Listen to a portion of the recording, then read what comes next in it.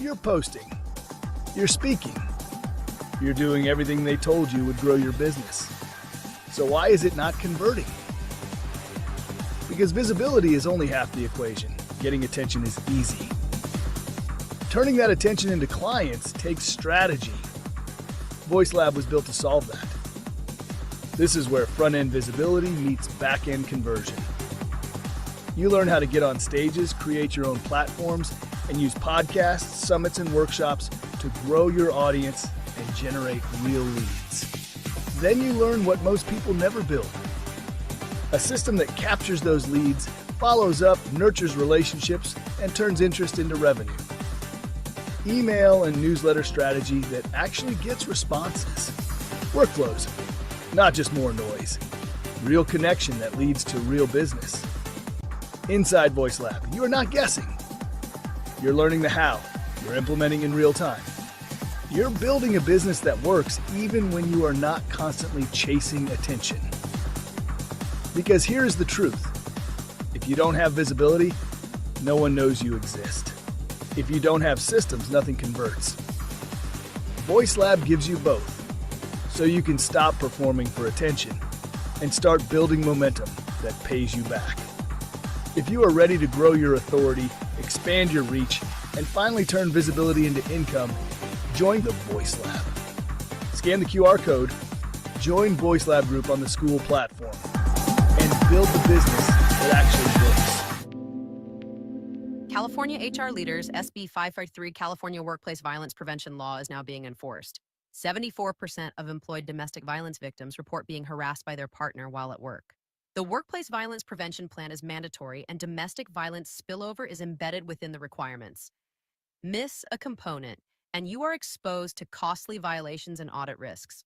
Our SB 553 compliance training equips your HR team to meet requirements across every stage, from planning and development to execution, training, and ongoing management. These mandates are complex, and your plan must be site-specific.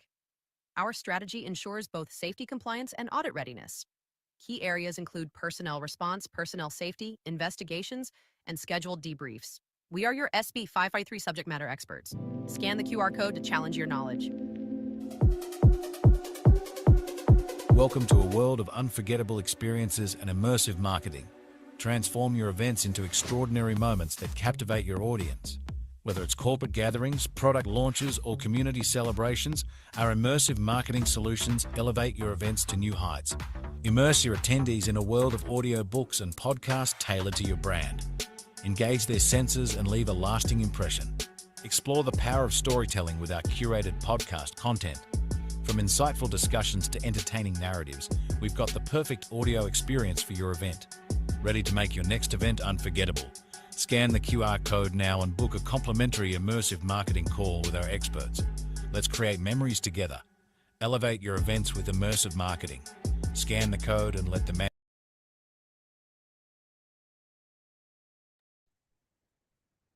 All right, all right. Good morning. Welcome back to another great, wonderful, smashing, and amazing pain.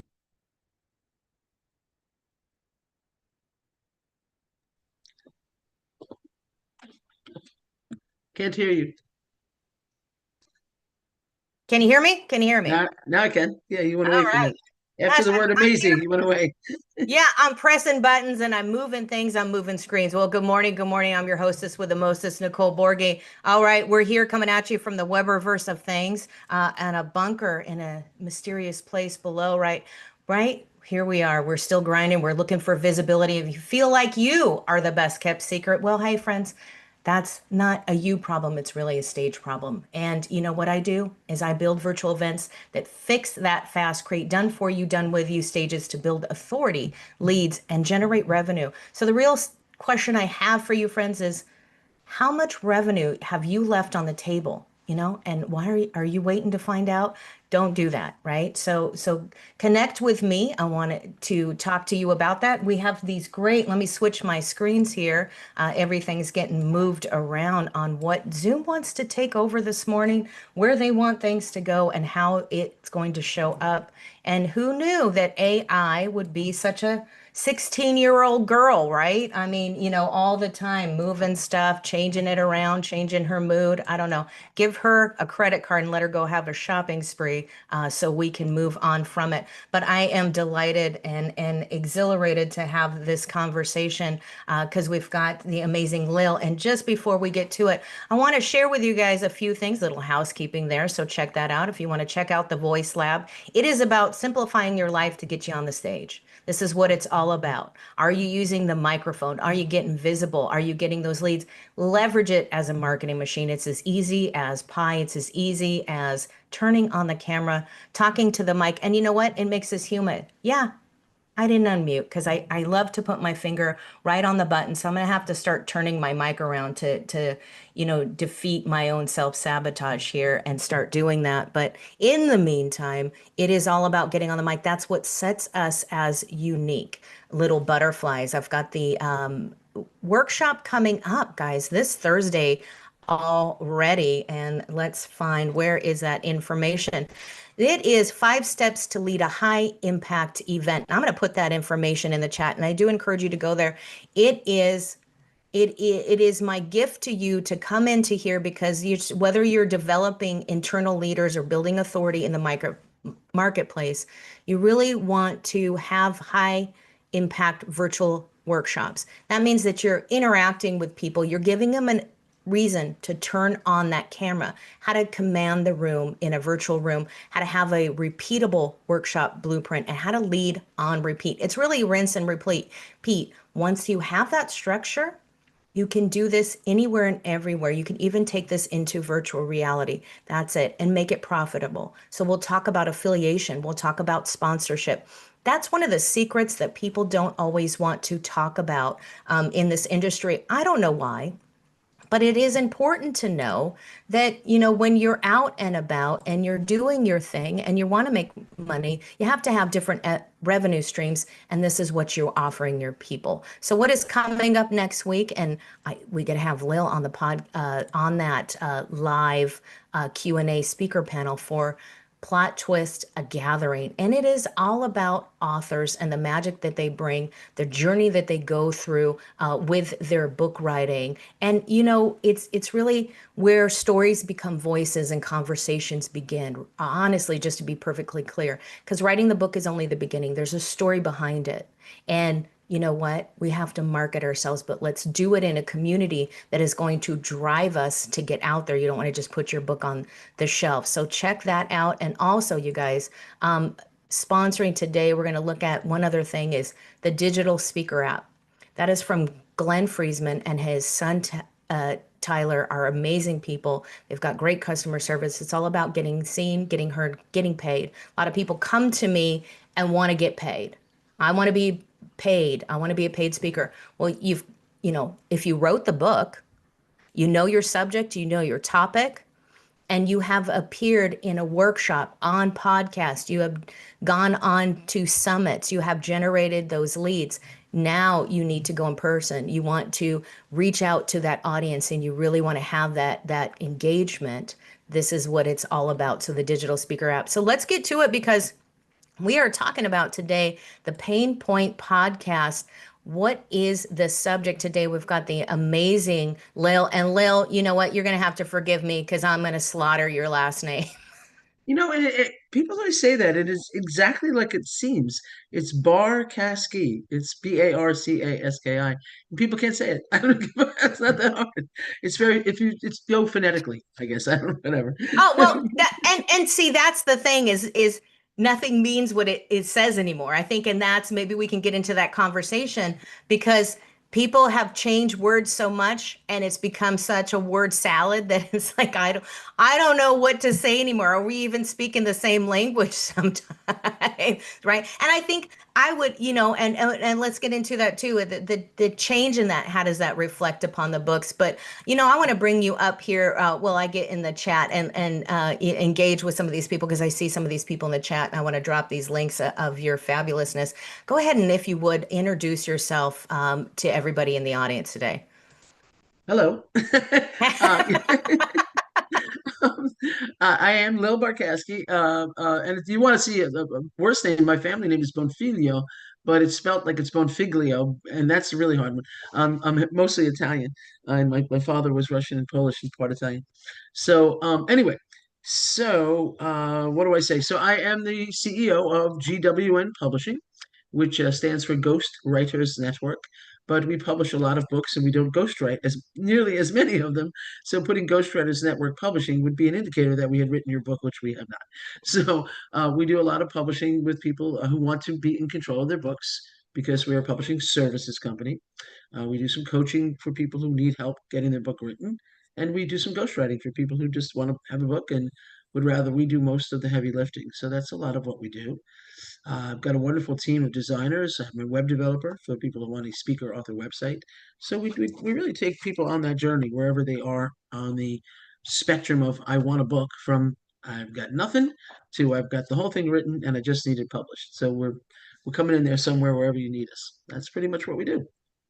I love that. And this can all be done, and really it's something that can start, people can start, you know, through the virtual space, right? They can connect with you, and that's how we've connected. That's obviously how we're connecting now, right?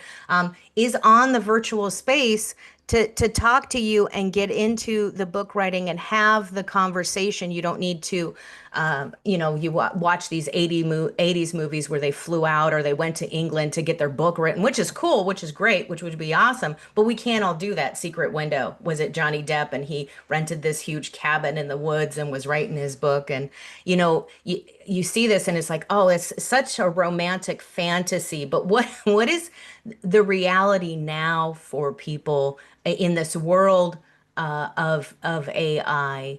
This has got to be such a pleasant shift to come back to the natural spellbinding of actually writing, getting in there and really connecting to who you are. That was a lot to unpack. So let me start with the fact that there are still people who spend $100,000 and sit with a ghostwriter. And there was one woman years ago, not too many years ago, who would meet people and she would get a hotel room. And I think she was getting a free ride for her and her boyfriend, to be honest with you, to get a hotel room here in Clearwater Beach. I'm in Florida. And the client would come to her and spend a weekend. And they not, her and her boyfriend had a hotel room, and the client would get a hotel room and they'd sit for hours and hours and work on a book. And by the end of the weekend, she had a pretty good map of what she was going to write for them. That's not common anymore, and it's expensive, obviously. But what we with the with Zoom, we have our client. Most of my clients I've never met in person, almost all of them. That's fine. We Zoom with them. I'm working right now with a doctor in Staten Island. He's a great guy. Actually, I think he's in Long Island. But we meet every week and we chat. We have a good time going over what his book's going to be about. So you do have that wonderful capability.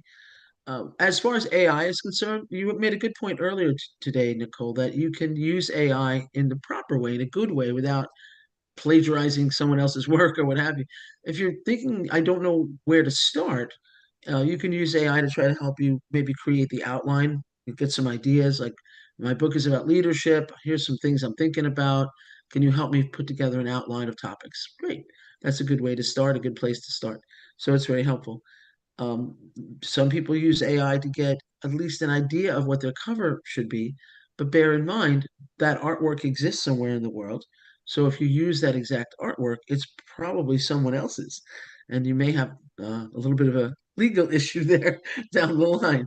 So using AI properly for is a lot of it's great for help with writing a book. There's a lot of things you can use before you get into the actual writing, which either you or someone competent like my ghostwriters and myself can do so that we don't do that. We write the book. We don't use AI to write the actual content, but it's a useful tool for sure. Well, and that's great because you're really connecting with people. What does that journey look like for people? My passion right now, really even coming towards plot twist and gathering, is really that speakers not only have a voice, but they stand out in a uniqueness, especially at for entrepreneurs in business. You wrote the book, you're probably not into it. Maybe most of them know that they're not getting into it to be like a millionaire through the book writing. It's more or less a marketing tool. So moving that forward, sharing that book, They've got to get on the stage. And I think that people who tell a story in some format, whether it's your book, or you're getting on the stage and sharing that on podcast or summits, and you share that live, there is some passionate connection, and it's cathartic to go through the journey. But yet once you have defined your true story, you can share it, whether it's the story of your business or the story of the production of your business. But even there's a way to tell it Hmm. that gets readers to look at it, that gets readers to finish the book. I can't say how many books I have looked at and I got into a chapter and I just tried the back end or the middle of it. I had to put it down. It was just there was nothing juicy in there, and there was no good details. They were just hiding everything. But I would think that with a ghostwriter, there's more of a passion, there's more of a uniqueness to bring to the table to share the story. Is it easier for people once they've come past that journey and it's published to now share it because now they're connected to the book? It's Well, your book should not be boring, right? And it's hard if you're not a writer. You might find that's a problem. You know, this is dull. This isn't interesting, or you're trying to talk about your business without telling any actual stories. I always say, you might be the best salesperson in the world. You might have the greatest sales technique that ever existed. And if you sit there and try to tell people, here's do step one, do this, step two, do that, that's a lot less impactful than saying, I was working with this guy and he was trying to be a salesman. He was a young person or whatever, or coming into sales, and he was making about 15 grand a year. He could barely make a living. And I worked with him, and this is what I did with him. And I took him through this journey. And after the journey, he was making $100,000 a year. Tell that story. We had one guy who wrote a parable about, and he was a tech guy, and he wrote a parable about a young lady who had a tech company, and she was having a hard time keeping her employees happy. She was struggling, and he actually took her, the imaginary her, through a journey to four different places in the world where she learned something in each place about herself and about oh leadership. And it was brilliant. It's really, really a smart book. It was a way to look at leadership, and at the same time, he brought in what he does and how he teaches how to handle running a company. He's done this for many, many years. He's really good at it. How to go in and look at your employees, whether they're unhappy, how to build teamwork. He really did a great job doing it in a way that was so compelling. You felt like you were reading a novel. It was really wow. wonderful. And this you got to think about, we worked with him a long time on how to make that, how to shape that. And you have to look at that kind of thing and say, well, what's interesting to people? What excites people? It's hard without, if you're not a writer, a strong writer, you probably need a little bit of help, a coach or a ghostwriter, someone to help you pull that out of you. And then, yeah, you're not going to sell millions of copies of your book, very likely. If some books catch fire and people are like, wow, you got to read this. I mean, how did Good to Great get to be as popular as it is, or any of the big leadership books, right? But that's a lot of marketing, and there's a lot of money spent, in all honesty, in marketing and PR. But it doesn't matter if you're out doing what you do. They come to your stages, right? They've got a book. Now they've got a place to talk about their book. They've got a place to sell their book. They've got a place to give their book away and have people know who they are, if they want people to pay attention to what they do, coaching or leadership or sales or whatever it might be. They come to a stage that, like the one you build, and now they have something to promote and push and move, and it moves the needle because now they have something besides themselves to just stand there and say, I do this thing. Here, read about me. I do this thing, and here's a book. And it's a great way to get people to pay attention. People do not throw books away. They give them away. They put them in garage sales, but they don't throw them away. You feel, do you ever think about throwing a book in the garbage? You feel guilty. You just No. don't do it. It's not likely done. That book's going to get passed around for all over the place, and you never know where it goes. It travels Well, without yeah. you. Well, that's just it. It's like reincarnated all the time, Yeah. right? It's consistently kind of goes through this life. It's got 9 lives like a cat. A book has this journey, a real book has this journey, and somebody will find it. Maybe somebody gave you it. Oh, well, let me read through this. There's maybe a divine timing moment of, oh, I needed to hear this message. Let me open this book. Those are great moments in time. And I think what's great is when people develop their story and going through a book with someone like you, where there is a structure, there is a strategy, and there's a way that a story is told that you understand how the reader will react in a journey that's going to go through it, then hey, I've got to talk about all this stuff. I've got to shove it in this in like a million pages and just rant and let it all go somewhere. I think that's more of you need to lay on the couch and tell Freud your issues versus that's not something people He's want to scared, read. but he's Yeah. scared. Yeah. So let's bring good books back. And great stories. I love A&E. I love the old biography channel, and even in Agatha Christie, of course, there was a lot of writers there, and there was book signings, and people would read chapters, and there was a lot of spoken word, and there was this whole stage and theater around the story of someone with a book, right? And Right. and you're looking at that, but it's not only the physical thing, but you're telling the story, and it relates so well to the stage. And even virtually, if you're speaking virtually about your book or telling your story and you're giving tips on the stage, people will have a better reaction because it's you. Right. You're more vulnerable. You are focused. You are now passionate because it's the thing you know. When we talk about a client, I had someone on my stage the other day that was talking the whole time about a product. She wasn't talking about her journey. She wasn't talking about her experience. She was talking about the person that created the product. And it just was so unrelatable for Right. the stage. And the last time she was on there, she told more of a personal journey. And I don't want to know all the nitty gritty of what you do. That's a conversation for another time. But I want to be able to have that relatability. And that gives people the ability to turn on the camera and go, really? You said what? You went through who, what? And you want the audience to do that. And even with domestic violence victims, there's a story you can tell, a way you can orate it that people will go, I can relate. But there has to be some solution in the end. Right, right. Yeah, I mean, people want answers. People have problems. They want to know how to do a thing. We do a lot of books on leadership, and people want a solution. How did you become a multimillionaire? How did you? I worked for quite a while with several people who own childcare centers, and they would pass me around like a little, like a donut. Here, have a bite. Did you get a bite of the donut? So, yes, I mean, I was their little pet ghostwriter for a while for a whole bunch of them, Are and I you still are you Krispy Kreme or Dunkin' am. Donuts? I hate donuts. Absolutely abhor them. I don't know why it's the grease, I think. If I have to eat any donut at all, it would be the Krispy Kreme the minute it comes out of the oven, and that's about it. I do not care for donuts. But I made a joke, but about probably because I don't like donuts. But anyway, so one of them, one of the many of them, is a multi-millionaire, and she came from a single mom family. Had all kinds of jobs, including working at a graveyard, a Wow. crematorium. Oh yeah, but her best story, and she told this story, was how she got started. So she needed money to get her child care center open, and her fiance and she read an article or an ad or something to come to the back around behind a McDonald's to a gray door and knock on it. The guys was giving out $25,000. Who? Sally Baboots, Uncle Sal was behind the door, sitting in nothing but a desk, nothing else in the room. She went, knocked on the door, God bless her, with the boyfriend. And they're now married. How many years? They have 4 kids. It's a terrific family. If you can get through Anyway, so that. now that she knocks on the door, she goes in. And there's Sally, Uncle Sally Baboots, as I like to say, my Italian friends. Hey, I got 25 grand for you.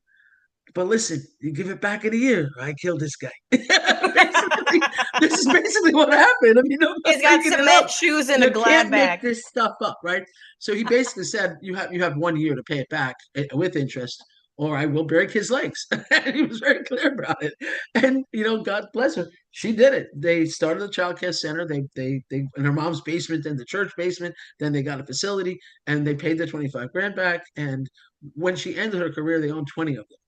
Mm. And now she's into all kinds of other wonderful, amazing things, and triple net, and they buy properties. They just bought a business for their kid. I mean, their kids get a Chick-fil-A when they get to a certain age. They buy them.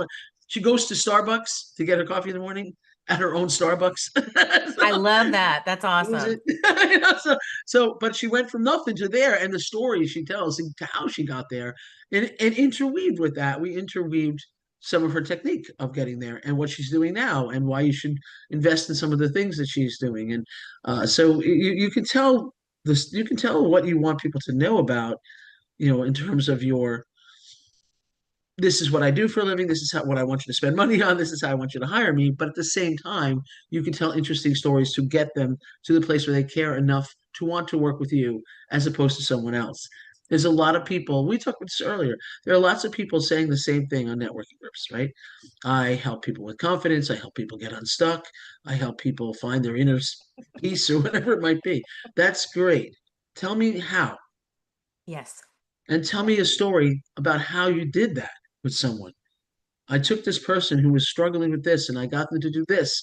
And it's the value proposition, right? We do this, but to get this result, we help people who have this problem by doing this to get to here, right? We work with people who have a problem. This is the solution we use so that they get to the other side of the river. And there are ways to tell stories about how you did that.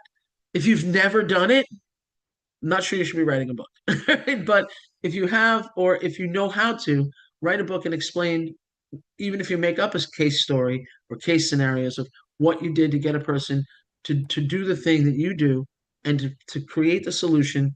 Here's the solution. Here's how it worked. And if you can tell stories, it's rather than just being like, well, we do. I tell them to meditate. Okay, great. That's not it. We have to be telling stories and interesting. Be interesting. Yeah. And if you have to fake it, be interesting. I write plays. I work with a theater company too, actually here, and I'm a playwright, and I run a playwriting festival. Dialogue, dialogue is a great pattern interrupt. Make it up. Maybe you don't remember what your brother said in 1975, but you make it up. You kind of know, right? So Right. put some dialogue in, put some stories in, change the game, pattern interrupt whenever you can, instead of just here's my sales technique, or here's my regimen for meditating, or whatever it might be. Right? Make Well, sense?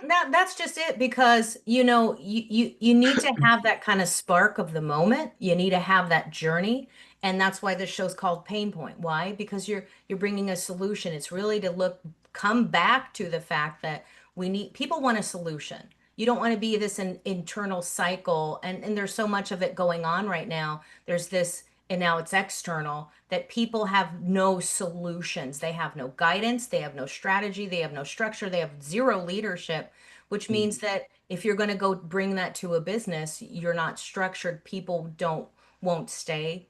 You can't keep clients. Yeah, you won't be able to get clients if you don't have a clear, concise message. And you need to have that here, and in a place where we are so, I say attention deficit, because we are deficit of attention, and we need to bring back the trust in this trust recession, and say, hey, how do we tell our real story, not our truth, but a story so people understand it where they're at. Because if you're screaming, hey, you need to hear this, you need to hear this, if you talk about it in a fun way, if you add a little story, if you add a little conversation in there, maybe some pictures or some type of creativity or some journey at the moment, like, hey, I thought this, but I was way wrong. This is how it really happened, right? Let me tell you, they went to the door in the back alley. Let me tell you the struggle of the journey that I had. And those are stories people want to hear, because they don't know how they got there. And if you bring that in, then people go, oh, I can be that person. I can get there. Oh, I'm Yeah. gonna fall. There's some follies. I'm gonna fail. Right. And I can take this as a life lesson, but I took a chance. And if we keep all that out, then we're not fun. We're boring. We're absolutely uninteresting. It's And unrelatable. It's not yeah, relatable. Authenticity and vulnerability. The woman I'm speaking of, when people look at her from the outside, she's 50, and they think, oh my God, how do you have all four of her children, who the oldest I think is 22, have been to all seven continents. wow. She's taken to all seven continents. And people look at her and go, oh, well, you're rich. She was not rich. She is a self-made person. And that gives you an idea, I think, of how to go from where, and we have one woman who wrote a book called My Parents Were Pedophiles. That is the name of the book. Wow. Uh-huh, uh-huh, uh-huh, uh-huh. I read all 90,000 words of it. Oh my God. Right? And it was tough to read. But she's 50 something years old now. She's a family therapist. She has three beautiful sons. She has a wonderful husband and a great life. And Oh, the guy was the worst of those people who did this, died in jail. Yay her. Okay. And good. and she writes, so there's stories that you can tell, even if you don't think you're that interesting. Trust me, everybody has some crazy story to tell. We all have something that happened, but you have to be willing to be vulnerable and authentic. And if you're not willing to be those two things, you could be all the confidence coach in the world. You better have confidence. We need to know how you got confidence, okay?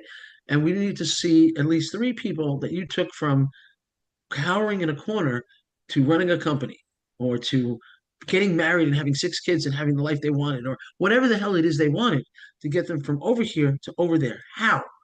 How did you do it? And if you can show that, then you can rule the world. But you have to be authentic about how you personally journeyed to where you are, to get to where that even is something you wanted to do for others. Why would you even want that job? Right? Why do you want to be the person who finds inner peace? Why? Because you didn't have it and you had to find it, and then you found it and you went, I found it. Look, it's over here. I used to have this great magnet. Please, religious people, I am Christian, so don't get mad at me. But I used to have a magnet that said, I found Jesus. He was behind the sofa the whole time. So, You never know. Is you it never know, true? right? So if you found Jesus behind the sofa and you want to tell people how to listen, come behind the sofa with me. Like, you have to say how you got where you got, so that they see that you're a human being, because we don't Yes. really care about words. We care about human beings and what they journeyed through and what their journey was. And if you can share your journey and how you want to take somebody else on that journey, because your parents were horrible people and now you've got a great life. Tell me how you did it. Yeah. That's so great, because when you're telling that story, you're offering solutions. And in a world we are in today, everybody is on their soapbox with their bullhorn, banging their drum. You got to do this, you got to do this, you got to do this. Well, what we did with confronting domestic violence, when we have events, it's more towards post-traumatic growth. We want to offer solutions. And if you offer solutions in your story and you talk about your experience and you say, hey, I had a happy ending, or I got through it. That's my happy ending and I got to live my happily ever after.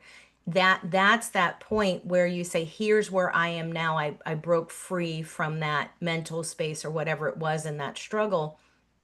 And then you get to say, hey, I've found this solution. Now you can tell and share maybe some testimony of what you did for those three people that you solved for.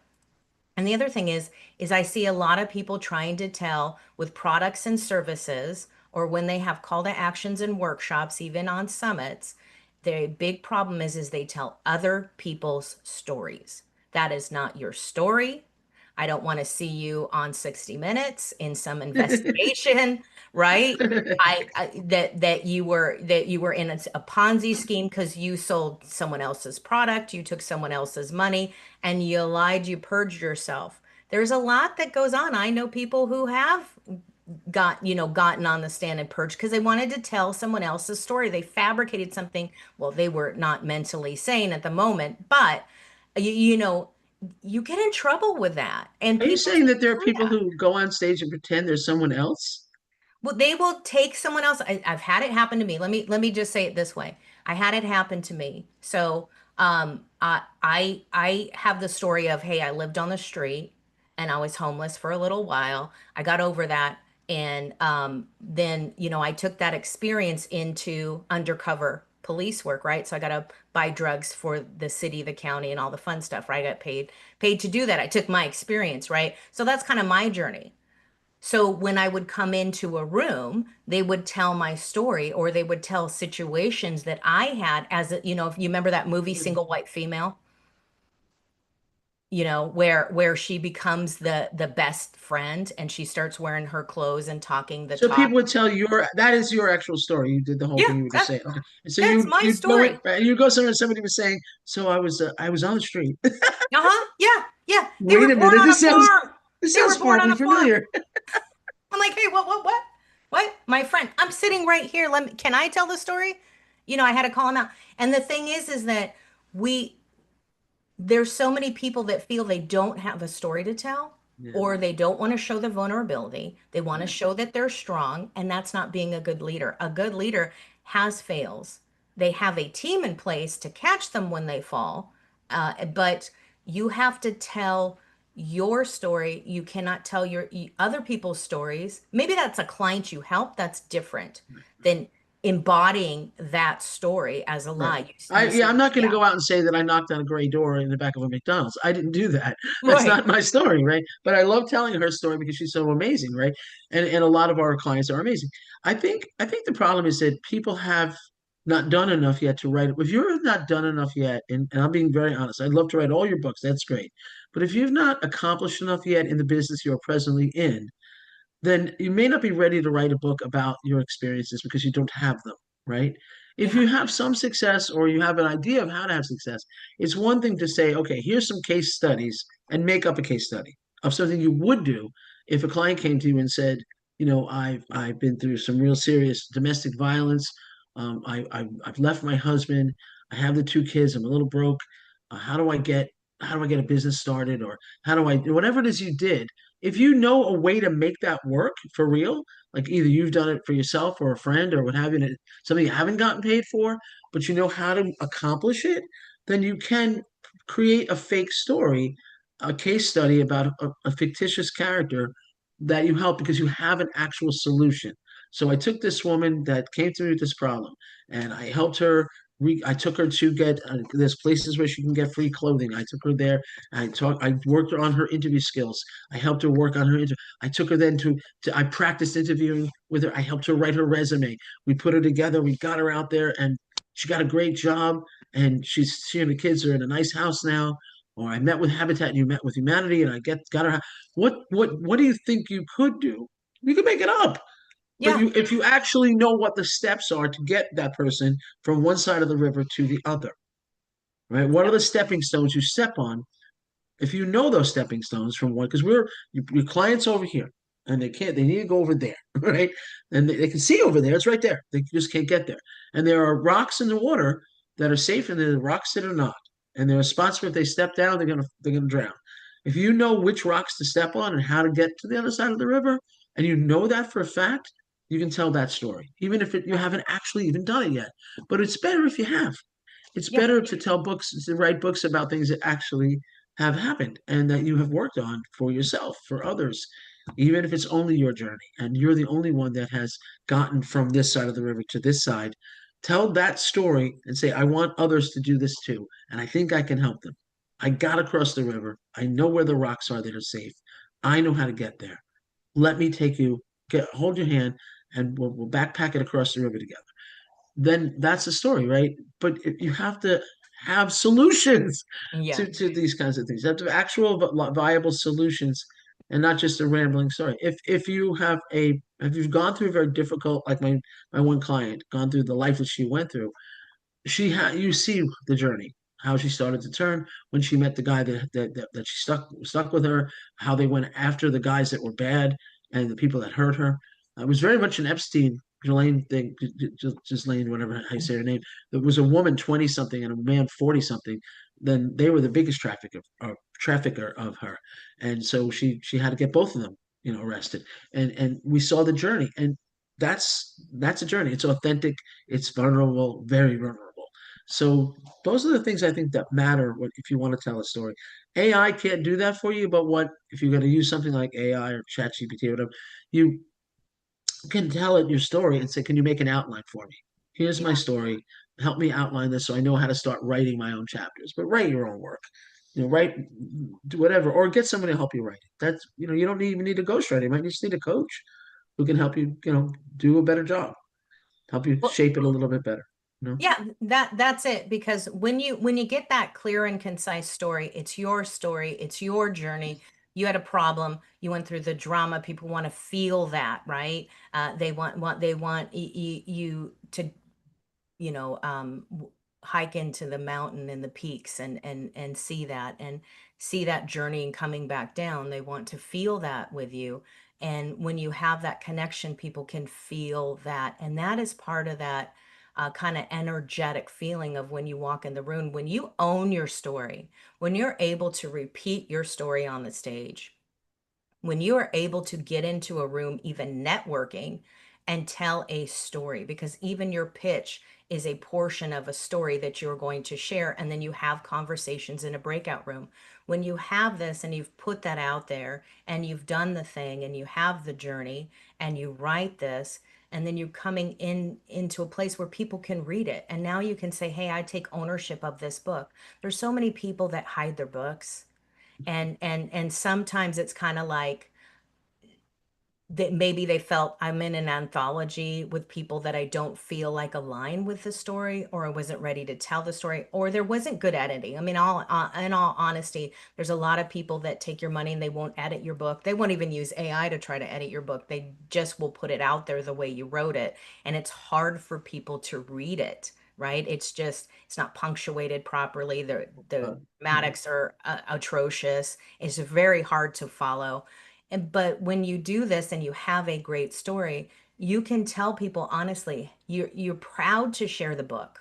You're proud to put it out there. You did the research, you talk the talk, you walk, and now you can share that. So when you're on stage and you're speaking, maybe you could give away your book, right? Maybe you can give away a chapter of your book. We're launching on Plot Twist, you guys. I'll see this a little bit.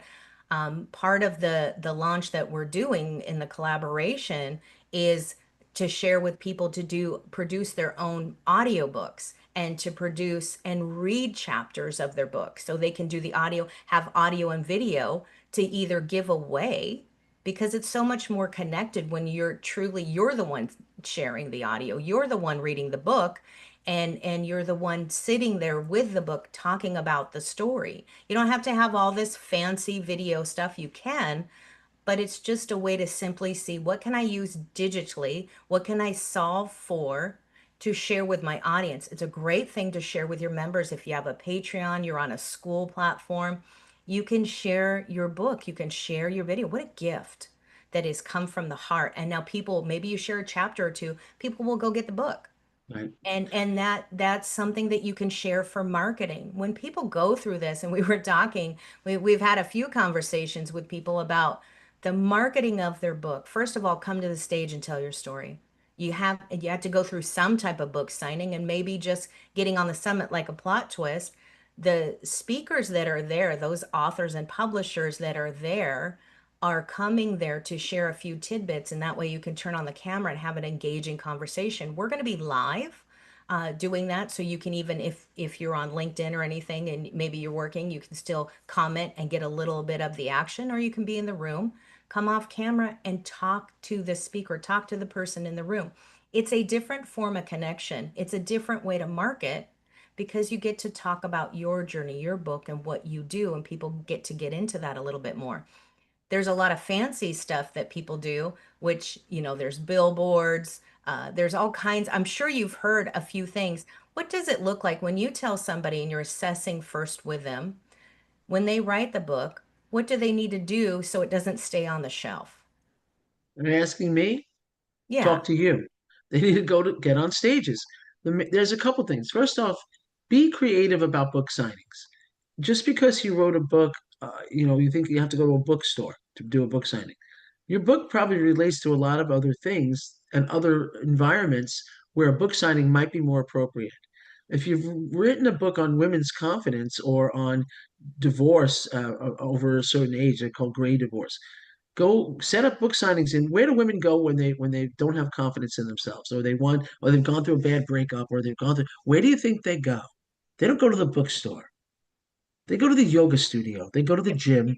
They go to the hair salon. They want to feel better. They go to the nail salon. They want to feel better about themselves, right?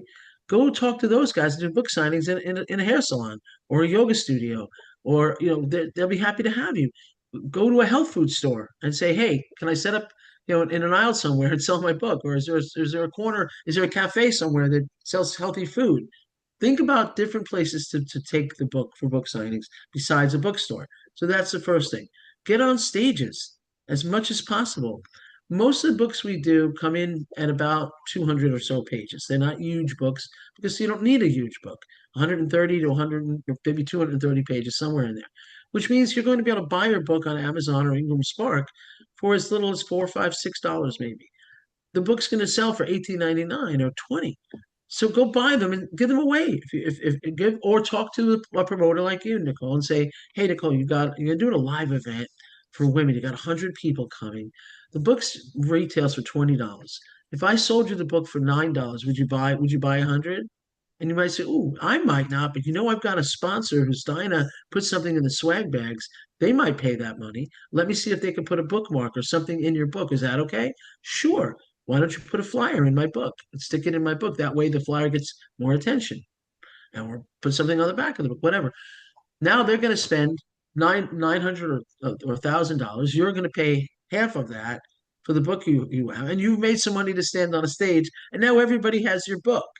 There's ways to underwrite the book and have it go to client actual physical events, and they're starting to pop up again more now that we seem less concerned about being sick all the time. People are going to live events again. They're starting to pop up again. So be at live events, give the book away, sell it from the back of the room, and negotiate with someone who like you who has a stage, a live stage, and say, if I do a 15-minute speech and talk about something impactful or interesting, can I have a small table on the back of the room to sign my book? Sure. Okay, there's a million ways to utilize the book, and your book is your mothership. You can pull your speeches right out of it. I'm working on a program for to write your book for you, and also part of the program will be to work with a very well known speaker. He does speaker. He teaches people how to create their keynote speech and how to take that down from to 5, 10, 15 minutes up to 45 minutes. He helps you look at it and read it. We're having a seminar or webinar sometime next couple of weeks where we talk about that. If you purchase the whole thing, we'll write the book and he'll be meeting with you over the course of the 6 months. It's Oh, a wow. 6 month program, and you spread it out over 6 months, and he'll be working with you to work on taking what we're already writing and being ready to get on a stage so then they can come to a Nicole and say, "I'm ready to get on a stage, put me on a stage," right? All those things work together. So I think you have to think about nobody knows your book exists but you. And I always say it's the Lil's paradox of humanity, that we are desperate to be seen and we are equally petrified to be seen. So Yes. you have to accept that, and you are desperate to be seen. You want people to know you're there. But what if they hate my book? Oh no, what if it's terrible? Oh, what if people don't like the way my hair looks today? What if they like it? But what if they like it, right? Or what? And who cares if they don't? Thick skin has to be built. Some people are going to hate your book. There are people going to say this is trash, and they're going to say this is I don't like it. Oh well. Some people don't like chocolate ice cream. It's not everybody likes everything. It's just what it is. But you can't get all buried down on the one or two people who say something sucks. That's their opinion. They're entitled to it. Go ahead. Have an Yeah, opinion. I think what's great is, and even if you're writing the book, if you're looking at writing the book, a great way to market it and market that story is to start telling the story on its stage. Get into lunch and learns, get into podcast, start developing the story, start developing the marketing of what you're doing, get on summits. The reason this works so well, have a workshop, build out a workshop. That's what I do. Why? Because you are talking to people, you're engaging with people, and you're marketing. Because what happens is, I see a lot of people write books or they want to launch even a product or a service, and they get so focused on the nitty gritty and the gook of launching the product that they're not even advertising it. And it's like, oh, it takes 3 months to advertise. You should have been advertising before That you whole 3 months. launched. Hey, I'm working on this great thing. And with books, we tell you right away. One thing is very important if you're going to write a book. The minute you start thinking about writing a book, start asking people if they will be on your launch team. Hey, listen, I'm working on this book. I really need you to look at it. I need you to tell people about it. Will you be an ambassador for me when the day I launch the book? Will you a week before? Will you 2 weeks before? A month before? Will you put out a little say, hey, my friend Nicole is writing a book. Would you let people know? Get 20, 30, 40, as many people as you can to be on your team. That's the first thing, right? So make sure that people know you're writing a book. The second thing we always do when we publish, part of your publishing with us, part of your package, is getting a series of promotional graphics. We get the cover done early enough in the process, even before we're finished, anywhere near finished writing, we get a cover design so that we at least have a front cover, and we can start putting that out there with your face and say, this is the cover of my book. My book is coming out in a few months. My book is coming out in 2 months. My book is coming out next month.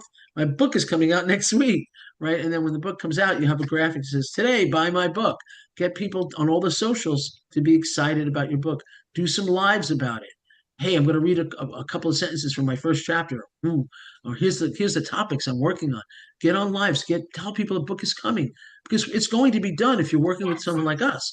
We have never not finished a book.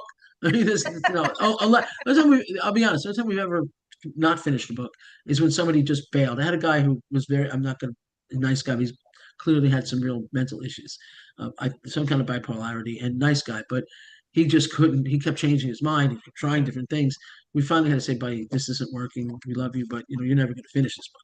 But that very, very rarely happens. If you know the book is getting finished and it's going to get finished, then you can start promoting it as early as possible.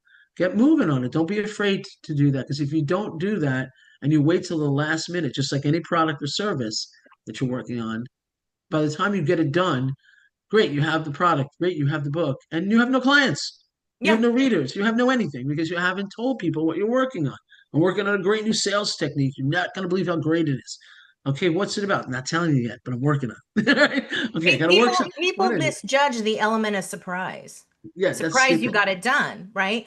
Why don't you tease and tantalize them a little bit? Give them a little something, something, a little shoulder, a little leg, maybe a little ankle, and get out there and tell them, look, I've got this book. Maybe you have the idea, but you don't have the full chapter. Hey, I'm talking about this. Did you guys know it? And you got to get the book to find out the rest of it.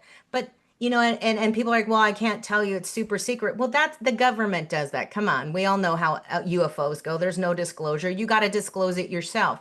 You've got to go out there and share it. And you can do video. Gosh, man, today I was writing and it just broke me down because I was just feeling the moment and I remembered that. People would be like, oh, that's awesome. You're creating this into this little tantalizing and getting people into that moment and saying, hey, I really want to connect. They're connecting with you, they're connecting with your story. And even if it's just about leadership, it's about business, there's a little something you can share with them like, hey, I remember this moment. It really impacted me or my friends, my family. I had an employee. There was a moment and then we got over it. Hey, I went to a back alley and I got paid and I didn't have to get on the casting couch. That's great too, right? Right, Wow, right. how'd you do that? So How'd you do it's that? really about marketing. So let's get out there. So anything, we're great conversation. Always have great conversation with you.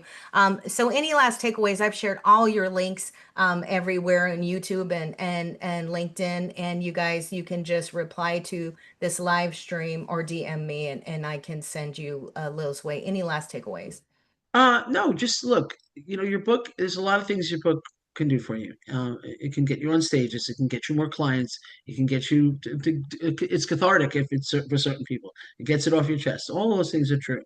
Be authentic, find somebody to help you. Don't think you can do it on your own if you can't. If you're a great writer, great, go knock yourself out. If you're going to publish the book, be careful that if you're going to do it on your own, we do not take royalties. We do not hold on to your book. We don't do any of that. We're publishing services. We you pay a flat fee. We make you a great book and a story, and then we help you figure out what's next.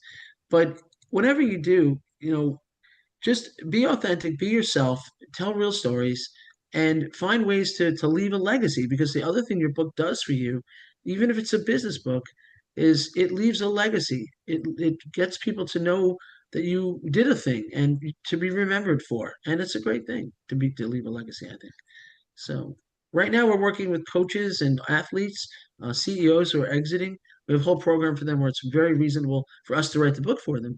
And if you're exiting as a CEO or a corporate manager of some sort and go, this is not, I'm done with this. I want to do, I'm going to be 60 years old and still doing this thing. No, I want to do this. I want to do something else.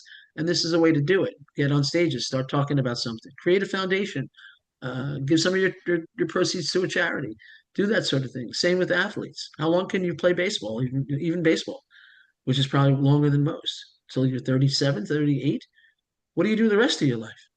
So, right? And this is a way, and so we're working with those guys to kind of start to think about, well, what do I want to do? What do I want? Who do I want to attach myself to? And what kind of cause do I care about that I want to write a book and maybe start something of my own when I'm done with all of this and I'm on to the next thing.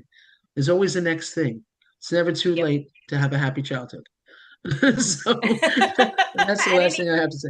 And I think we both have clients at 11. So this has been great though. You're always wonderful. I've sent some people to you this week. In fact, one guy I'm hoping will reach out to you. So Awesome. yeah, it's all good. Thank you, you guys. This has been great. And if you want to hear the scoop and hear the tea, get the tea spilled of how athletes left to their own devices in Las Vegas, the things that they do behind Jeez. closed doors and on the casino floor, give me a holler. All right, this is Nicole for the Pain Point Podcast. Thanks for joining us. An awesome, great conversation.